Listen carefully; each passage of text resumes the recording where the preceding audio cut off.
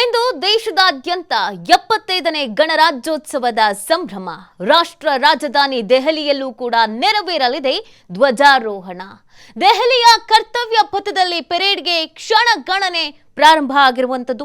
75ನೇ ಗಣರಾಜ್ಯೋತ್ಸವ ಸಂಭ್ರಮ ದೇಶದಾದ್ಯಂತ ಮನೆ ಮಾಡಿದೆ. ದೆಹಲಿಯಲ್ಲಿ ಧ್ವಜಾರೋಹಣ ನೆರವೇರಲಿದೆ. ದೆಹಲಿಯ ಕರ್ತವ್ಯ ಪಥದಲ್ಲಿ ಪೆರೇಡ್ ಅನ್ನ ನಡೆಸಲಾಗುತ್ತೆ. ಅದಕ್ಕೆ ಕ್ಷಣ ಗಣನೆ ಪ್ರಾರಂಭವಾಗಿದೆ. 40 ವರ್ಷಗಳ ಬಳಿಕ ಸಾರೋಟಿನಲ್ಲಿ ರಾಷ್ಟ್ರಪತಿ ಆಗಮಿಸ್ತಾ ಇದ್ದಾರೆ. ಇದು ಈ ಬಾರಿಯ ಮಹತ್ವ, ಈ ಬಾರಿಯ ಆಕರ್ಷಣೆ. ಈ ಬಾರಿಯ ಮುಖ್ಯ ಅತಿಥಿಯಾಗಿ ಫ್ರಾನ್ಸ್ನ ಅಧ್ಯಕ್ಷ ಮಾಕ್ರಾನ್ ಭಾಗಿಯಾಗ್ತಾ ಇದ್ದಾರೆ. ಫ್ರಾನ್ಸ್ ಸೇನಾ ತುಕಡಿಯಿಂದ ಆಕರ್ಷಕ ಪಥ ಸಂಚಲನವನ್ನ ಕೂಡ ಹಮ್ಮಿಕೊಳ್ಳಲಾಗಿದೆ. ನೋಡಿ, ಇವತ್ತು ದೇಶದಾದ್ಯಂತ ಗಣರಾಜ್ಯೋತ್ಸವದ ಸಂಭ್ರಮ ಮನೆ ಮಾಡಿರುವಂಥದ್ದು. ಪ್ರತಿ ವರ್ಷವೂ ಕೂಡ ಸಕಲ ಸಿದ್ಧತೆಯನ್ನು ಮಾಡಿಕೊಳ್ಳಲಾಗುತ್ತೆ. ಹಾಗೆಯೇ ವಿಶೇಷವಾಗಿ ದೆಹಲಿಯಲ್ಲಿ ಗಣರಾಜ್ಯೋತ್ಸವ ಆಚರಣೆ ಮಾಡೋದು ಅಂತ ಅಂದರೆ ಪೆರೇಡ್. ಈ ಪೆರೇಡ್ಗಾಗಿ ಎಲ್ಲರೂ ಕಾಯ್ತಾ ಇರ್ತಾರೆ, ಯಾವ ರೀತಿಯಾಗಿ ಇರುತ್ತೆ ಅನ್ನುವಂಥದ್ದು. ಯಾಕಂದರೆ ಪ್ರತಿ ಬಾರಿಯೂ ಗೌರವಾರ್ಥವಾಗಿ ಈ ಒಂದು ಪೆರೇಡನ್ನು ನಡೆಸಲಾಗತ್ತೆ. ಅದಕ್ಕೆ ಅಂತ ಸಕಲ ಸಿದ್ಧತೆಯನ್ನು ಕೂಡ ಈಗ ಆಲ್ರೆಡಿ ಮಾಡಿಕೊಳ್ಳಲಾಗಿದೆ. ದೆಹಲಿಯ ಕರ್ತವ್ಯ ಪಥದಲ್ಲಿ ಪೆರೇಡ್ ನಡೆಯುತ್ತೆ. ಅದಕ್ಕೆ ಇನ್ನೇನು ಕ್ಷಣಗಣನೆ ಪ್ರಾರಂಭವಾಗಿರುವಂಥದ್ದು. ಈ ವರ್ಷ 75ನೇ ಗಣರಾಜ್ಯೋತ್ಸವ ಅಂತ ನಾವು ಕರೀತಾ ಇದ್ದೀವಿ. ಭಾರತವು 75ನೇ ಗಣರಾಜ್ಯೋತ್ಸವವನ್ನು ಆಚರಿಸ್ತಾ ಇರುವಂಥದ್ದು ಬಹಳ ಸಂಭ್ರಮದ ವಿಚಾರ. ದೆಹಲಿಯಲ್ಲಿ ಸಕಲ ಸಿದ್ಧತೆಯನ್ನು ಮಾಡಿಕೊಳ್ಳಲಾಗಿದೆ. ವಿಶೇಷವಾಗಿ ಫ್ರಾನ್ಸ್ನಿಂದ ಅಧ್ಯಕ್ಷರು ಆಗಮಿಸ್ತಾ ಇರುವಂಥದ್ದು ಪ್ರತಿ ವರ್ಷ ನಾವು ಗಮನಿಸಬೇಕಾಗತ್ತೆ. ಒಂದಲ್ಲ ಒಂದು ರೀತಿಯಾದಂಥ ವಿಶೇಷತೆ ಇದ್ದೇ ಇರುತ್ತೆ. ಈ ಬಾರಿ ವಿಶೇಷವಾಗಿ ಸಾರೋಟಿನಲ್ಲಿ ಆಗಮಿಸುವಂಥದ್ದು ರಾಷ್ಟ್ರಪತಿಗಳು. ಅದಕ್ಕಾಗಿ ಸಕಲ ಸಿದ್ಧತೆಯನ್ನು ಮಾಡಿಕೊಳ್ಳಲಾಗಿದೆ. ದೇಶದೆಲ್ಲೆಡೆ 75ನೇ ಗಣರಾಜ್ಯೋತ್ಸವದ ಆಚರಣೆ.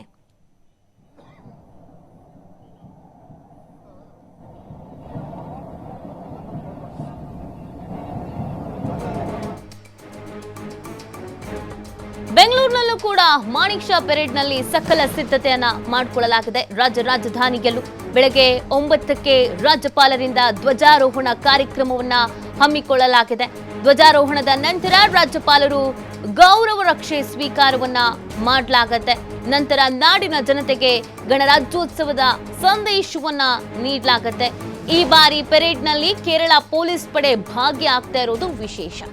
1500 ವಿದ್ಯಾರ್ಥಿಗಳಿಂದ ಸಾಂಸ್ಕೃತಿಕ ಕಾರ್ಯಕ್ರಮ ನೆರವೇರುತ್ತೆ. ಪ್ರತಿ ವರ್ಷವೂ ಕೂಡ ನಾವು ಆಗಸ್ಟ್ 15 ಮತ್ತು ಗಣರಾಜ್ಯೋತ್ಸವ ಈ 2 ದಿನಗಳಲ್ಲೂ ಕೂಡ ವಿಶೇಷವಾದಂಥ ಕಾರ್ಯಕ್ರಮವನ್ನು ನೆರವೇರಿಸಲಾಗುತ್ತೆ. ಅದೇ ರೀತಿಯಾಗಿ ಬೆಂಗಳೂರಿನಲ್ಲೂ ಕೂಡ ವಿಶೇಷ ಸಿದ್ಧತೆಯನ್ನು ಮಾಡಿಕೊಂಡಿರುವಂಥದ್ದು. ಸುಮಾರು 1500 ವಿದ್ಯಾರ್ಥಿಗಳಿಂದ ಸಾಂಸ್ಕೃತಿಕ ಕಾರ್ಯಕ್ರಮವನ್ನು ನೆರವೇರಿಸಲಾಗುತ್ತೆ. ಹೆಚ್ಚಿನ ಭದ್ರತೆಯನ್ನು ಕೈಗೊಳ್ಳಲಾಗಿದೆ. ಹೆಚ್ಚಿನ ರೀತಿಯಾದಂಥ ಸಿದ್ಧತೆಯನ್ನು ಮಾಡಿಕೊಳ್ಳಲಾಗಿದೆ. ನೋಡಿ, ದೇಶದೆಲ್ಲೆಡೆ 75ನೇ ಗಣರಾಜ್ಯೋತ್ಸವದ ಆಚರಣೆಗೆ ಸಕಲ ಸಿದ್ಧತೆಗಳು ಭರದಿಂದ ಸಾಗಿತ್ತು. ಕರ್ನಾಟಕದಲ್ಲೂ ಕೂಡ ಭಾರೀ ಸಂಭ್ರಮ ಮನೆ ಮಾಡಿದೆ. ಇವತ್ತು 9 ಗಂಟೆಗೆ ಸುಮಾರು 9 ಗಂಟೆಗೆ ಇಲ್ಲಿ ಕಾರ್ಯಕ್ರಮ ಪ್ರಾರಂಭ ಆಗುತ್ತೆ. 8 ಗಂಟೆಗೆ ನವದೆಹಲಿಯಲ್ಲಿ ರಾಷ್ಟ್ರಪತಿಗಳಾದಂಥ ದ್ರೌಪದಿ ಮುರ್ಮು ರಾಷ್ಟ್ರ ಧ್ವಜಾರೋಹಣ ನೆರವೇರಿಸಲಿದ್ದಾರೆ.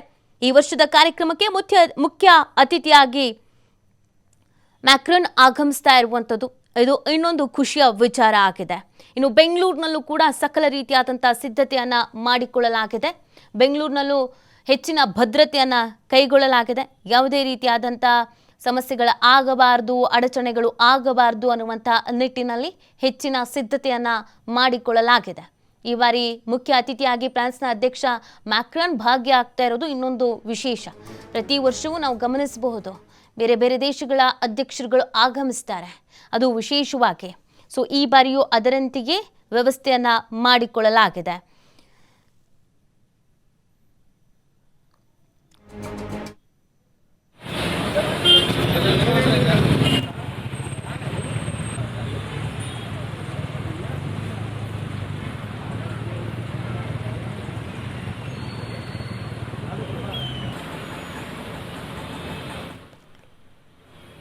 ನೀವು ಗಮನಿಸ್ತಾ ಇರುವಂಥದ್ದು ಮಾಣಿಕ್ ಷಾ ಪೆರೇಡ್ನಲ್ಲಿ ಯಾವ ರೀತಿಯಾದಂಥ ಸಿದ್ಧತೆಯನ್ನು ಮಾಡಿಕೊಳ್ಳಲಾಗಿದೆ ಅಂತ.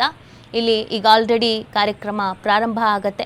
ಆ ಕಾರಣಕ್ಕಾಗಿ ಸಕಲ ಸಿದ್ಧತೆಯನ್ನು ಮಾಡಿಕೊಳ್ಳಲಾಗಿದೆ. ವಿಶೇಷವಾಗಿ 1500ಕ್ಕೂ ಹೆಚ್ಚಿನ ವಿದ್ಯಾರ್ಥಿಗಳು ಸಾಂಸ್ಕೃತಿಕ ಕಾರ್ಯಕ್ರಮದಲ್ಲಿ ಭಾಗಿಯಾಗ್ತಾ ಇದ್ದಾರೆ. ಇದು ಈ ಬಾರಿಗ ವಿಶೇಷತೆ ಆಗಿದೆ. ಅದೇ ರೀತಿಯಾಗಿ ಈ ಒಂದು ಪೆರೇಡ್ನಲ್ಲಿ ಕೇರಳ ಪೊಲೀಸ್ ಪಡೆ ಕೂಡ ಭಾಗಿಯಾಗಲಿದ್ದಾರೆ. ಇನ್ನು ವೀಕ್ಷಿತ್ ಭಾರತ್ ಮತ್ತು ಲೋಕತಂತ್ರ ಕಿ ಮಾತೃಕಾ ಥೀಮ್ ನಡಿ ಈ ವರ್ಷದ ಗಣರಾಜ್ಯೋತ್ಸವವನ್ನು ಆಚರಿಸಲಾಗುತ್ತೆ. ಗಣರಾಜ್ಯೋತ್ಸವ 2024ರ ಮೆರವಣಿಗೆಯು ವಿಜಯ್ ಚೌಕ್ನಿಂದ ಕರ್ತವ್ಯ ಪಥ್ಗೆ ಹೋಗುವಂಥ ಮಾರ್ಗವನ್ನು ಅನುಸರಿಸಿ ನವದೆಹಲಿಯ ವಿಜಯ್ ಚೌಕ್ನಿಂದ ಬೆಳಗ್ಗೆ 10:30ಕ್ಕೆ ಪ್ರಾರಂಭ ಆಗುತ್ತೆ. ಇದು ರಾಷ್ಟ್ರಪತಿ ಭವನದಲ್ಲಿ ಆರಂಭವಾಗಿ ರಾಜಪಥದವರೆಗೆ ಸಾಗತ್ತೆ. ಸೊ ಈಗ ಆಲ್ರೆಡಿ ಆ ಪಥ ಇದೆಯಲ್ಲ, ಅಲ್ಲೆಲ್ಲ ವ್ಯವಸ್ಥೆಯನ್ನು ಮಾಡಲಾಗಿದೆ. ಈ ಸ್ಥಳದಲ್ಲಿ ವಿಶೇಷವಾಗಿ ವೀಕ್ಷಣೆಗೆ ಅಂತ ಸುಮಾರು 77,000 ಜನರಿಗೆ ಅವಕಾಶವನ್ನು ಕಲ್ಪಿಸಲಾಗಿದೆ. 42,000 ಸಾರ್ವಜನಿಕರಿಗೆ ಈ ಆಸನದ ವ್ಯವಸ್ಥೆಯನ್ನು ಕಾಯ್ದಿರಿಸಲಾಗಿದೆ. ದೇಶವು ಅಮೃತ ಕಾಲದ ಆರಂಭಿಕ ವರ್ಷಗಳಲ್ಲಿದೆ. ಇದು ಪರಿವರ್ತನೆಯ ಸಮಯ.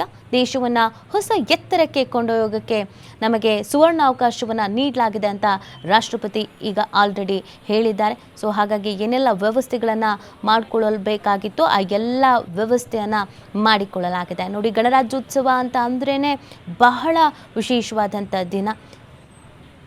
1950ರಿಂದ ಪ್ರತಿ ವರ್ಷ ಆಚರಿಸ್ಕೊಂಡು ಬರ್ತಾ ಇದ್ದೀವಿ. ಪ್ರತಿ ವರ್ಷ ಜನವರಿ 26ರಂದು ಗಣರಾಜ್ಯೋತ್ಸವವನ್ನು ಆಚರಿಸಲಾಗತ್ತೆ. ಈ ಬಾರಿ 75ನೇ ಗಣರಾಜ್ಯೋತ್ಸವದ ಆಚರಣೆ ಸಕಲ ಸಿದ್ಧತೆಯನ್ನು ಕಳೆದ ಒಂದು ವಾರದಿಂದ ಮಾಡಿಕೊಳ್ಳಲಾಗಿತ್ತು. ರಾಷ್ಟ್ರ ರಾಜಧಾನಿ ದೆಹಲಿಯ ಕರ್ತವ್ಯ ಪಥದಲ್ಲಿ ರಾಷ್ಟ್ರಪತಿ ದ್ರೌಪದಿ ಮುರ್ಮು ಅವರು ಧ್ವಜಾರೋಹಣವನ್ನು ನೆರವೇರಿಸ್ತಾರೆ. ಆನಂತರ ಭಾರತೀಯ ಸೇನಾ ಪಡೆಗಳು ಪೆರೇಡ್ ಹಾಗೂ ಸೇನೆಯ ಶಕ್ತಿಯನ್ನು ಪ್ರದರ್ಶಿಸುವಂಥ ಹಾಗೂ ದೇಶದ ವಿವಿಧ ರಾಜ್ಯಗಳ ಕಲೆ ಸಂಸ್ಕೃತಿಯನ್ನು ಪ್ರತಿಬಿಂಬಿಸುವಂಥ ಸ್ತಬ್ಧ ಚಿತ್ರಗಳ ಮೆರವಣಿಗೆ ನಡೆಯುತ್ತೆ. ಇದು ಪ್ರತಿ ವರ್ಷವೂ ನಡೆಯುವಂಥದ್ದು. 1950ರ ಜನವರಿ 26ರಂದು ಭಾರತದ ಸಂವಿಧಾನವನ್ನು ಜಾರಿಗೆ ತರಲಾಗತ್ತೆ. ಅಂದಿನಿಂದ ಗಣರಾಜ್ಯೋತ್ಸವವನ್ನು ಆಚರಿಸ್ತಾ ಬರ್ತಾ ಇದ್ದೀವಿ. ಸುಮಾರು ಕುತೂಹಲಕಾರಿ ವಿಚಾರಗಳು ಕೂಡ ಇದೆ ಈ ವಿಚಾರಕ್ಕೆ ಸಂಬಂಧಪಟ್ಟಂತೆ. ನೋಡಿ, ಪ್ರತಿ ಬಾರಿ ಗಣರಾಜ್ಯೋತ್ಸವವನ್ನು ದೆಹಲಿ ಕರ್ತವ್ಯ ಪಥದಲ್ಲಿ ನಡೆಸಲಾಗತ್ತೆ. 1950ರಿಂದ 54ರವರೆಗೆ ಬೇರೆ ಬೇರೆ ಕಡೆಗಳಲ್ಲಿ ಆಚರಿಸಿಕೊಂಡು ಬಂದಿದ್ದು ಕೂಡ ಇದೆ. ಮೊದಲ 4 ಗಣರಾಜ್ಯೋತ್ಸವವನ್ನು ಕ್ರಮವಾಗಿ ಇರ್ವಿನ್ ಸ್ಟೇಡಿಯಂ, ಕಿಂಗ್ಸ್ ವೇ, ಕೆಂಪುಕೋಟೆ ಹಾಗೂ ರಾಮಲೀಲಾ ಮೈದಾನದಲ್ಲಿ ಆಚರಿಸಲಾಗಿದೆ. 1955ಕ್ಕೂ ಮೊದಲು ರಾಜ್ಪಥದಲ್ಲಿ ಕಿಂಗ್ಸ್ ವೇ ಅಂತ ಕರೀತಾ ಇದ್ರು. ಪ್ರಧಾನಿ ನರೇಂದ್ರ ಮೋದಿ ಅವರ ಸರ್ಕಾರ ರಾಜ್ಪಥವನ್ನು ಕರ್ತವ್ಯ ಪಥವಾಗಿ ಬದಲಾಯಿಸಿದೆ. ಇದು ವಿಶೇಷವಾಗಿರುವಂಥದ್ದು.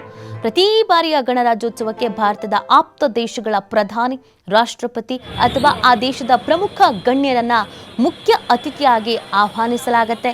1950ರಲ್ಲಿ ಮೊದಲ ಬಾರಿ ಇಂಡೋನೇಷ್ಯಾದ ಅಧ್ಯಕ್ಷ ಡಾಕ್ಟರ್ ಸುಕೋನ್ರೋ ಅವರು ಅತಿಥಿಯಾಗಿ ಆಹ್ವಾನಿಸಲಾಗಿತ್ತು.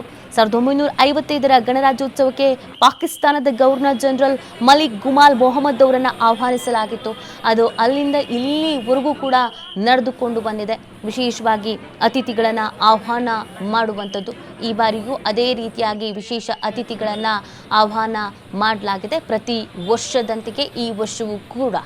ಇನ್ನೊಂದು, ಫ್ರಾನ್ಸ್ನ ಸೇನಾ ತುಕಡಿಯಿಂದ ಆಕರ್ಷಕ ಪಥಸಂಚಲನ ಇವತ್ತು ಇದೆ. ಯಾಕಂದರೆ ಫ್ರಾನ್ಸ್ನ ಅಧ್ಯಕ್ಷ ಮ್ಯಾಕ್ರಾನ್ ಅವರು ಭಾಗಿಯಾಗ್ತಾ ಇರುವಂಥದ್ದು.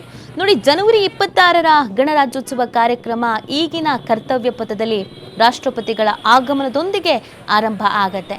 ಇನ್ನೇನು ಕೆಲವೇ ಹೊತ್ತಲ್ಲಿ ಪ್ರಾರಂಭ ಆಗತ್ತೆ. ರಾಷ್ಟ್ರಪತಿಗಳ ಆಗಮನದೊಂದಿಗೆ ಕಾರ್ಯಕ್ರಮ ಪ್ರಾರಂಭ ಮಾಡಲಾಗತ್ತೆ.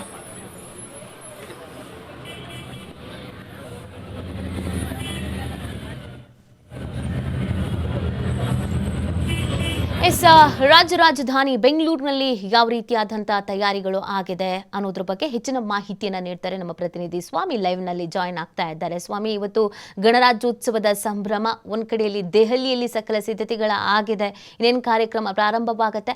ಬೆಂಗಳೂರಿನಲ್ಲಿ ಯಾವ ರೀತಿಯಾದಂಥ ಸಿದ್ಧತೆಗಳು ಆಗಿದೆ, ಎಷ್ಟು ಹೊತ್ತಿಗೆ ಪ್ರಾರಂಭ ಆಗತ್ತೆ ಸ್ವಾಮಿ? ಇವತ್ತು ರಾಷ್ಟ್ರಾದ್ಯಂತ 75ನೇ ಗಣರಾಜ್ಯೋತ್ಸವ ಅದ್ದೂರಿ ಸಡಗರದಿಂದ ನಡೀತಾ ಇದೆ. ಅದರಲ್ಲೂ ವಿಶೇಷವಾಗಿ ಬೆಂಗಳೂರಿನಲ್ಲೂ ಮಾಣಿಕ್ ಷಾ ಪೆರೇಡ್ನಲ್ಲಿ ಎಲ್ಲ ರೀತಿಯ ಸಿದ್ಧತೆಗಳು ಕೂಡ ಆಗ್ತಾ ಇರುವಂಥದ್ದು. ಈಗ ನಾವು ಬೆಂಗಳೂರಿನ ಮಾಣಿಕ್ ಷಾ ಪೆರೇಡ್ ಮೈದಾನದಲ್ಲಿದ್ದೇವೆ. ಈ 75ನೇ ಗಣರಾಜ್ಯೋತ್ಸವಕ್ಕೆ ಎಲ್ಲ ರೀತಿಯ ಒಂದು ಸಿದ್ಧತೆಗಳನ್ನು ಮಾಡ್ಕೊಳ್ತಾ ಇರೋದು. 8:50ಕ್ಕೆ ರಾಜ್ಯಪಾಲರು ಬರ್ತಾರೆ, ಆನಂತರ ಧ್ವಜಾರೋಹಣ ಮಾಡ್ತಾರೆ. ಜೊತೆಗೆ ಆ ಪೊಲೀಸ್ ಬ್ಯಾಂಡ್ ತಂಡದಿಂದ ರಾಷ್ಟ್ರಗೀತೆ ನಡೆಸಿದ ನಂತರ ಏನು ವಿವಿಧ ತುಕಡೆಗಳಿಂದ ಒಂದು ಗೌರವ ವಂದನೆಯನ್ನ ರಾಜ್ಯಪಾಲರು ಪಡ್ಕೊಳ್ತಾ ಮಾಡ್ತಾರೆ. ಈಗ ನಾವು ನೋಡ್ತಾ ಇರ್ಬೋದು ಬರುವಂತಹ VVIPಗಳಿಗೆ ಹಾಗೂ ಅಧಿಕಾರಿಗಳಿಗೆ ವಿಶೇಷದ ಒಂದು ಆಸನ ವ್ಯವಸ್ಥೆಯನ್ನು ಮಾಡಿರುವಂಥದ್ದು. ಒಟ್ಟಾರೆಯಾಗಿ 7,000 ಆಸನ ವ್ಯವಸ್ಥೆ ಆಗಿದೆ. ಅದರಲ್ಲಿ ಪ್ರಮುಖವಾಗಿ ಜೊತೆಗೆ ಸುಮಾರು 1,500 ಶಾಲಾ ಮಕ್ಕಳಿಂದ ಏನು ವಿವಿಧ ಸಾಂಸ್ಕೃತಿಕ ಕಾರ್ಯಕ್ರಮಗಳು, ಆನಂತರ ಕೇರಳದ ಪೊಲೀಸ್ ತಂಡದಿಂದ ಕಲರಿಪಟು ಒಂದು ಪ್ರದರ್ಶನ ಆಗುತ್ತೆ. ಆನಂತರ ಭಾರತೀಯ ಭೂಸೇನೆ ಸೇನೆಯಿಂದ ತುರ್ತು ಸ್ಥಿತಿಯ ರಕ್ಷಣಾ ಕಾರ್ಯಾಚರಣೆ ಒಂದು ಅಣುಕು ಪ್ರದರ್ಶನ. ಪ್ರತಿ ವರ್ಷದಂತೆ ಎಂದಿನಂತೆ ಸಾಕಷ್ಟು ರೋಮಾಂಚನಗೊಳಿಸುವಂತ ಒಂದು ಈ ಪ್ರದರ್ಶನ ಈ ಬಾರಿಯೂ ಕೂಡ ಇದೆ. ಆನಂತರ ಪೊಲೀಸ್ ತಂಡದಿಂದ ಆಕರ್ಷಕ ಒಂದು ಬೈಕ್ ಸ್ಟಂಟ್ ಹಾಗೂ ಅದ ನಂತರ ಏನು ಪೆರೇಡ್ ವಿಜೇತ ತಂಡಗಳಿಗೆ ರಾಜ್ಯಪಾಲರು ಪ್ರಶಸ್ತಿಯನ್ನು ವಿತರಿಸ್ತಾರೆ. ನಾವು ನೋಡ್ತಾ ಇರೋದು ಈಗ ಮೈದಾನದಲ್ಲಿ ಎಲ್ಲಾ ರೀತಿಯ ಅಂದ್ರೆ ಮಕ್ಕಳ ಒಂದು ಸಾಂಸ್ಕೃತಿಕ ಕಾರ್ಯಕ್ರಮಕ್ಕೂ ಎಲ್ಲಾ ರೀತಿಯ ಸಿದ್ಧತೆಗಳು ಆಗ್ತಾ ಇದೆ. ಈಗಾಗಲೇ ಮಕ್ಕಳು ಕೂಡ ತಮ್ಮ ಸಾಂಸ್ಕೃತಿಕ ಕಾರ್ಯಕ್ರಮಗಳನ್ನ ತೋರಿಸೋದಕ್ಕೆ ಎಲ್ಲಾ ರೀತಿಯ ಒಂದು ಸಿದ್ಧತೆಗಳನ್ನ ಮಾಡ್ಕೊಳ್ತಾ ಇದ್ದಾರೆ. ಹಾಗೂ ಬರುವ ಏನು ಜನರಿಗೂ ಕೂಡ ಆಸನದ ವ್ಯವಸ್ಥೆ ಹಾಗೂ ಎಲ್ಲಾ ರೀತಿಯ ಸಕಲ ಸಿದ್ಧತೆಗಳನ್ನು ಮಾಡ್ಕೊಳ್ತಾ ಇರೋದು. ಜೊತೆಗೆ ಪೊಲೀಸರು ಕೂಡ ಸಾಕಷ್ಟು ಒಂದು ರಕ್ಷಣೆಯ ವಿಚಾರವಾಗಿ ಸಾಕಷ್ಟು ಒಂದು ಬಿಗಿ ಭದ್ರತೆಯನ್ನ ಕೈಗೊಂಡಿರುವಂತದ್ದು. 9 ಗಂಟೆಗೆ ರಾಜ್ಯಪಾಲರ ಒಂದು ಧ್ವಜಾರೋಹಣ ನಂತರ ವಿವಿಧ ಕವಾಯತು ಪಡೆಗಳಿಂದ ಒಂದು ಗೌರವ ರಕ್ಷಣೆಯನ್ನು ಪಡಿತಾರೆ. ಆನಂತರ ತಮ್ಮ ಭಾಷಣ ಕೂಡ ಮಾಡ್ತಾರೆ. ಈಗ ನೋಡ್ತಾ ಇರಬಹುದು ರಾಜ್ಯಪಾಲರ ಜೊತೆ CM ಹಾಗೂ DCM ಕೂಡ ಆಗಮಿಸ್ತಾರೆ.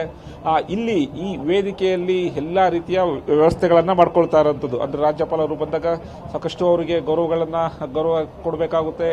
ಹಾಗಾಗಿ ಎಲ್ಲಾ ರೀತಿಯ ಒಂದು ವ್ಯವಸ್ಥೆ ಹಾಗೂ ಪೊಲೀಸರಿಂದ ಎಲ್ಲಾ ರೀತಿಯ ಒಂದು ರಕ್ಷಣಾತ್ಮಕವಾಗಿ ಸಂಬಂಧಪಟ್ಟಂತೆ ಎಲ್ಲಾ ರೀತಿಯ ಒಂದು ತಪಾಸಣೆ ಮಾಡಿ ನಾವು ನೋಡ್ತಾ ಇರಬಹುದು. ಬರುವಂತಹ ಎಲ್ಲರನ್ನೂ ಕೂಡ ತಪಾಸಣೆ ಮಾಡಿ ಅದು ವಿಶೇಷವಾಗಿ VIP ಪಾಸ್ಗಳಿದ್ದವರಿಗೆ ಮಾತ್ರ ಎಂಟ್ರಿ. ಅಂದ್ರೆ ನಾವು ಈಗ VIP ಗೇಟ್ ನಲ್ಲಿ ಇರುವಂತದ್ದು. ಇಲ್ಲಿ ಬರುವಂತಹ ಎಲ್ಲರೂ ಕೂಡ ಕಡ್ಡಾಯವಾಗಿ ಆ ಪಾಸ್ಗಳನ್ನು ತೋರಿಸಬೇಕು. ಪಾಸ್ಗಳನ್ನು ತೋರಿಸಿದ ನಂತರ ಆ ಎಂಟ್ರಿ ಅಂದ್ರೆ ಎಲ್ಲರನ್ನು ಚೆಕ್ ಮಾಡಿ ಪ್ರತಿಯೊಂದಕ್ಕೂ ತಪಾಸಣೆ ಮಾಡಿ ಆನಂತರ ಎಲ್ರಿಗೂ ಎಂಟ್ರಿಯನ್ನು ಕೊಡುವಂತದ್ದು ನೀತಿ.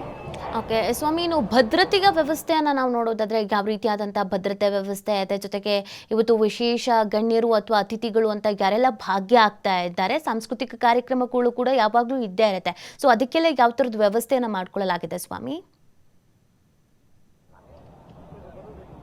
ನೀತಿ, ಇವತ್ತಿನ ಗಣರಾಜ್ಯೋತ್ಸವ ಕಾರ್ಯಕ್ರಮದಲ್ಲಿ CM ಸೇರಿದಂತೆ DCM ಹಾಗೂ ಹಲವು ಸಚಿವರು ಭಾಗಿಯಾಗ್ತಾರೆ. ಜೊತೆಗೆ ಸುಮಾರು 1,500 ಮಕ್ಕಳಿಂದ ವಿಶೇಷವಾದ ಒಂದು ಸಾಂಸ್ಕೃತಿಕ ಕಾರ್ಯಕ್ರಮಗಳು ಕೂಡ ನಡೀತಾ ಇದೆ. ವಿಶೇಷವಾಗಿ ಶಾಲಾ ಮಕ್ಕಳು ಪ್ರತಿ ವರ್ಷದಂತೆ ಸಾಂಸ್ಕೃತಿಕ ಕಾರ್ಯಕ್ರಮಗಳಲ್ಲಿ ಭಾಗಿಯಾಗ್ತಾರೆ ಹಾಗೂ ತಮ್ಮದೇ ಆದಂತಹ ಅಂದ್ರೆ ಕನ್ನಡಪರ ಏನು ಹಾಡುಗಳಿಗೆ ಹಾಗೂ